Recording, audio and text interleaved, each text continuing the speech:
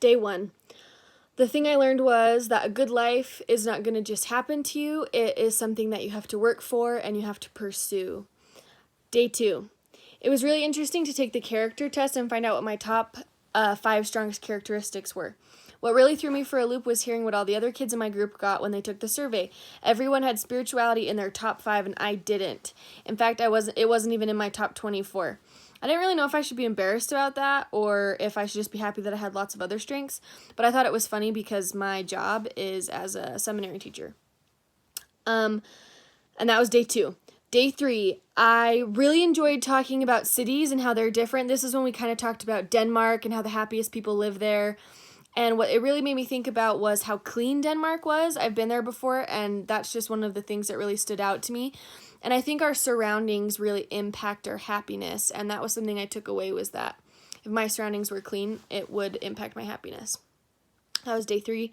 Day 4, I love the city of influence analogy. I really think the reason that we came to this earth was to interact with people. I feel like the city analogy really makes relationships easier to understand. It made me want to be kind to strangers and really generous to people that I have long-term relationships with because I want them to come live in my city. And I want everyone to feel like they have a place to live.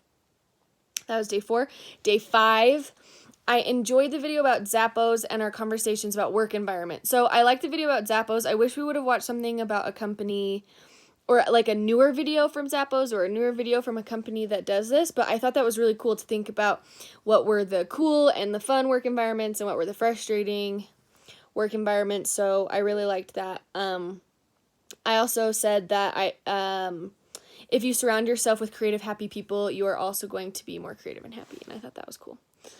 That was day 5. Day 6, I love the fisherman video.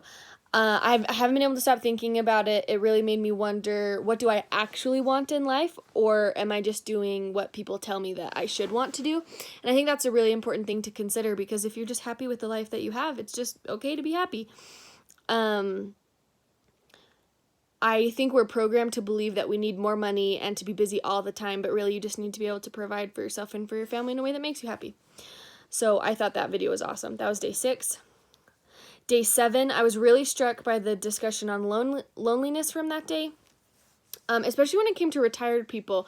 My dad always says that the habits that you make now will be the habits you have later and when you're old, and I just think it's important to always be finding people to connect with and people to love.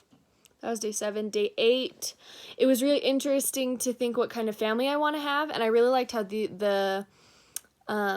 day 7 and day 8 connected with each other. Lots of kids in my group said that they connected with their families through technology, and I just think technology gives cousins and grandparents the opportunity to be involved in each other's lives. So that was my main takeaway from day 8. Day 9, first off, I loved what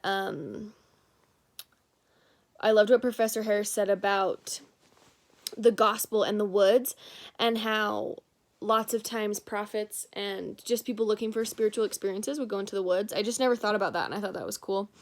And I love looking at nature as a way to connect with your spirituality.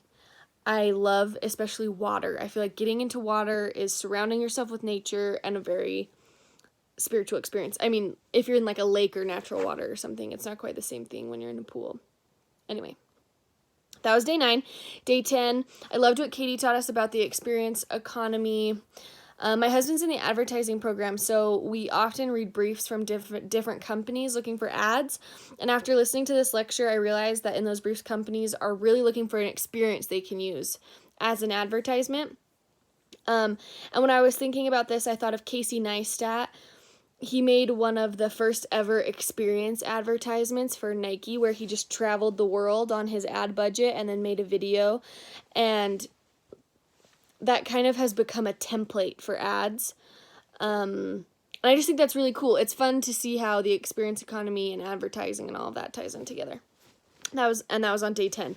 Day 11, this is when we talked about more kind of experience design stuff, and my husband and I have been talking about how we feel like our lives are sometimes like perfectly curated for us, and one of the students in our class kept talking about how Maverick was this whole experience that you were supposed to have, and I love going to Maverick actually because of the experiences that you have. And so sometimes Sometimes experience design feels a little creepy to me, like it feels creepy to have everything staged for you, but I think when it's done right, it can be really beautiful, and that's something we should be thinking about, like what experiences are we giving the people we love, and why are we trying to give them those experiences. That was day 11. Day 12, the best part of this class was when we talked about creativity and creative confidence. It's so easy to think that you're not creative, or even worse, sometimes look at all of the creative people. Sometimes I look at all the creative people around me and I think, I can't do that. They already are doing that. Why should I do that? Like, they're doing it way better than me anyways. But creativity is not like pie. It's not like if someone takes a piece of pie, you can't have it anymore. And I really liked focusing on that in this lecture. I realized during this class that creativity lies in everything and everyone, and it's not something you have to find. It's more something that you unlock in yourself. And then after this class, I felt like I could really let myself be creative in my own way, even if other people were doing the things that I already liked. And so that's what I learned from day 12. Day 13, it was really refreshing to hear about different people's life plans because they're so different from mine. I guess I just think that I'm the center of the universe or something, but it was just really cool to hear people's different life plans that could be so different from mine. And I was astounded by the way people carved out life plans for each other and how it was so easy for someone else to make someone, it was so easy for different people to make other people's dreams so possible when you think your own dream is totally impossible. But then when someone else tries to like plan it for you, they're like, you could do this, this, this, and this. And you're like, oh, that sounds really possible when you say it. So I thought that was a really cool exercise because it made other people's dreams seem so reachable.